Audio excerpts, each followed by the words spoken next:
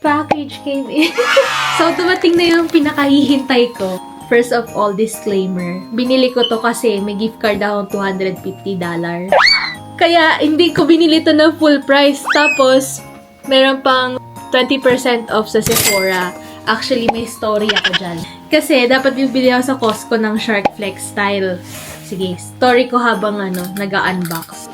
Tapos, ang tagal nung tapos yung gift card ko, hindi pala siya gumagana sa Costco kahit tinry ko bumili ng Costco shop card. So yun, sabi ko, Amazon na nga lang, sige, bibili na nga lang ng Dyson, deserve ko naman. Tapos, yung 250 gift card ko, joker card kasi yun. So, pinambili ko muna siya ng Amazon gift card kasi hindi ko siya pwedeng gamitin na siya lang mag-isa kasi nga kulang yung amount kasi 250 lang.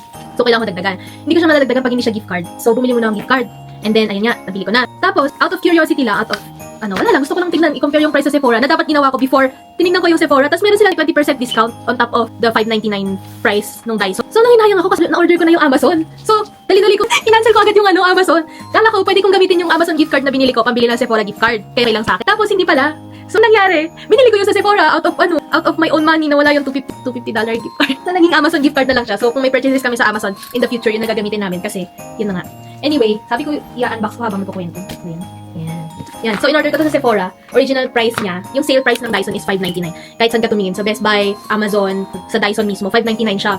Pero sa Sephora, may 20% discount sila on top of that. So, nabili ko siya $480, excluding taxes. Kano sa Pilipinas? $480 times 40. So, mga 20, less than 20K. Oo. So, ito na siya. Di ba sulit na? Deserve ko to. Ito na. Hindi talaga ako magastos, guys. Promise. Nagre-react. Huwag ka mag-react. Nagre-react ako. Pero last year kasi, 2025, parang nun ko lang na binili talaga yung mga gusto kong bilhin. So, sobrang gastos ko last year. So, this year, magtitipid na talaga ako. Please promise talaga, magtitipid na ako. Ito na. Yung siya, yung ID styler. Hindi siya yung pinaka-latest ng Dyson, which is sobrang mahal. Ito yung last year pa yata to, ID Multi Styler. So, may app din tong pwede mo i-download sa phone. Tapos, i-determine niya kung paano mo i-style yung hair mo. So, open na natin. Ba yan? Meron siyang tab. Hindi satisfying. Hindi siya kagaya ng iPhone. You failed me, Dyson. Ano ko na nga. Kakater ko na lang. Hindi siya smooth kagaya ng ng Apple na tab, full tab. Yan. Kita ba? Sobrang gastos ko talaga last year. Kita ba? Yan. Kaya yung husband ko nagre-react na rin. Sabi, tigil mo na yan. Pero siya din naman magastos. I think this is the diffuser. Laki pala ng diffuser. So, yung binili ko kasi is yung curly version. Yung Dyson kasi, it has two versions. One is straight and the other one is curly. Yung hair ko, para siyang hindi siya straight. Wavy siya na pagka sinukulay mo, frizzy. So, I'm gonna try to use this instead. First time kong bumili ng diffuser and hopefully magamit ko siya. Even though, syempre, nag-hijab naman ako araw-araw, pero wala lang. Bakit ba? Gusto ko lang maganda. At home. Yan. Magagamit ko to, promise. May QR siya. So, ito yung, I think this is for the app. It's My Dyson app. And then, sabi pala dito, pwede mo yatang lagyan ng mga hair clip. Tama ba? Actually, mamaya ko pa ito gagamitin kasi di pa ako dito. Gusto lang makita ng asawa ko. This is the wand. And this is, I don't know what this is. The plug. Mahaba pala yung plug nito. Yan. Tanggalin ko na. Okay, moving on. This is for the blower. This is for the volumizing brush. Sinearch ko rin kasi what's the difference between the straight and the curly attachment. So, mainly, ito yung difference. Tapos yung sa straight, meron silang smoothing brush na I think that's the main difference between that. Pero, nabibili naman yung attachment separately. So, ito yung paddle brush. I bought the Amber Silk color kasi sabi nila, yun daw yung pinakamukhang premium out of all the different shades that they have. So, meron silang ceramic pink, which is also my option. But, they said that's matte finish. So, mas madali siyang madumihan. So, decided to choose this one. Amber Silk. This ito. Ito din, wala din to sa straight hair attachment. I think this is for the curly ones. Kasi mas ma-thick yung comb niya. And then, last but not the least, we have the curling one. You can turn this depending on the direction of the curl. Actually, I tried the shark one last New Year's Eve kasi gusto kong matry kung anong difference. So, yun yung difference. Merong dalawang ganito yung shark because you need to change it every time na you wanna change the direction of the curl. Yun lang. So, that's it. Later, gagamitin ko siya. Hey guys, so moment of truth. We're gonna try the Dyson Airwrap. Ewan ko ba, binili ko to, nakahijab naman na palagi. Pero gusto ko lang siyang gamitin at home. Tapos, minsan pag gusto ko lang mag-inarte. O kaya, pag kailangan ng mga pamangkin ko, ganun. Maili kasi rin ako mag-style ng ibang tao, aside from myself. Anyway, let's try it. As you can see, basa pa yung hair ko. So, I'll be drying it using a diffuser. It's my first time actually to use a diffuser. So, I don't have any products that with curling or for curly girls, ganyan. So, I only have this. It's Christine S. Air Dry Cream. So, I'm gonna use this before I do the drying of my hair. So, hopefully mag-work siya.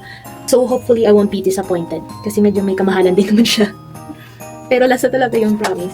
Thank you nga pala sa husband ko. Thank you for letting me buy this. Even though we have $250 gift card. Quick note.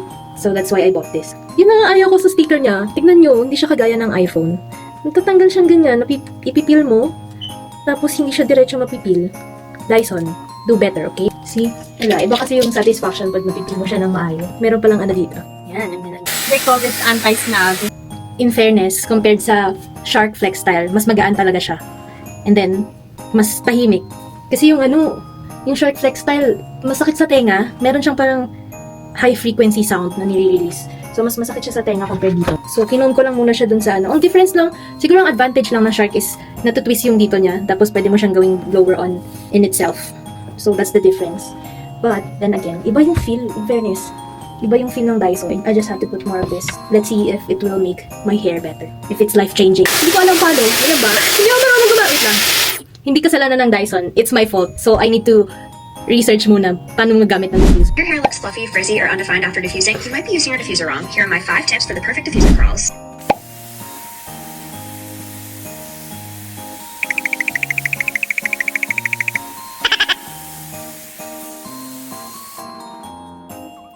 Yan, ganyan siya. Kita ba? May difference ba? Let's see. This is not diffused yet. This is the diffused one.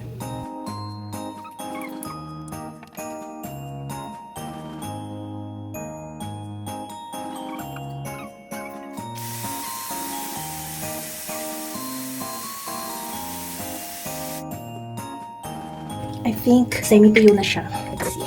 Yan. What do you think? In fairness, parang nag-work siya, in fairness. What do you think, guys? Nag-work ba? Sabi ko sa inyo, baby ako eh. Kulot ako. Oh. See? In fairness, I don't need a curler. Ito siya. I just need a diffuser. Ayan, di ba? Kahit nasa bahay ka lang, maganda ka pa. Ang ganda. I mean, mukha akong Leon. Pero maganda siya, in fairness. Oh, ha? Yun lang. So, next time, nagtatry ko mag-curl. Pero ngayon, masaya ako sa diffuser. Kasi ang ganda. Sabi ko na kulot ako. Kasi never nag-work sa akin yung mukhang buhagag lagi yung hair ko. So, turns out, I am a wavy girl. Wait lang. Ganyan siya. And I'm using Dyson. So far, the difference that I've noticed is mas magaan talaga siya. Saka maganda yung air control niya. And it comes with ID Curl app. Na hindi ko pa na-try, but I will try. This is the on button, and then there's 3 fan levels and 3 heat setting. So yun lang, tutuwa ako. Thank you! Let's try the curler. So, ganun yung itsura niya sa diffuser. Yung kanina, ayan, pinakita ko. And then, let's try. Try natin lahat ng attachment. Ano bang maganda? Curler na lang. Hindi ko masyadong kailangan yung iba eh. At least not now. So, na-curious lang ako sa curler. And I wanna see how will I use it. Let's try. Naka-extreme maximum pressure. Parang hindi nag-curve eh. Dapat. Kasi hindi ako naka-extreme heat.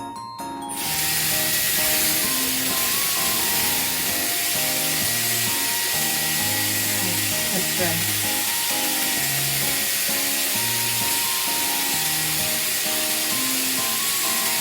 In fairness na hangin niya, babe. Bakit? Parang mali yung direction ko. Dapat yata ganun yung direction dito sa kabilang side. As someone na hindi na project, magaling magtubo. Like me. Bagay ko sa inyo. Kasi madali siyang gamitin. Okay? Kasi pa din. Okay?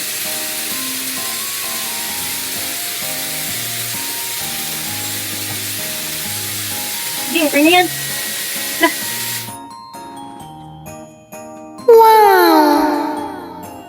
Hindi masakit sa tenga yung heat.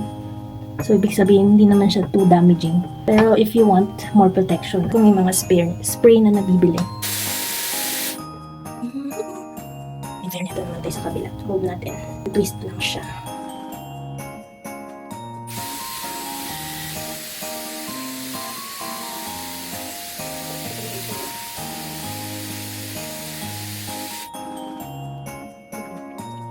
So, pagtsagaan nyo na lang itong product review ko.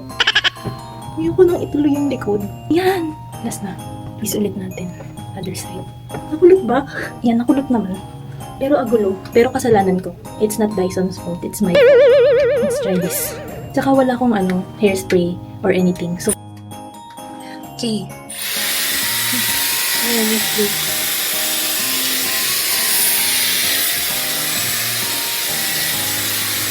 Para lang nag-slap yung tama na, kaartehan na to. Pero ganyan siya. Wow! Partida, di pa ko marunong gumamit niya. That's how it curls. Beginner friendly, number 1. Kahit na hindi makulot ko yung hair ko, medyo magulo nga rin, pero we can do practice. And then, also, lahat ng attachment niya, for me, will be useful, I think, for my hair type. Kasi nga, hindi naman straight yung hair ko. So, magagamit ko lahat yung attachment na yon and to style my hair, even just here, inside our house. Ayun, yun lang. Hopefully, nakatulong ako to help you decide if you wanna buy this or not.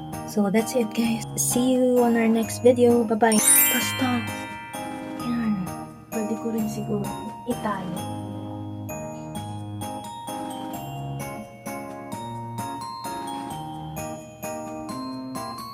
Bye!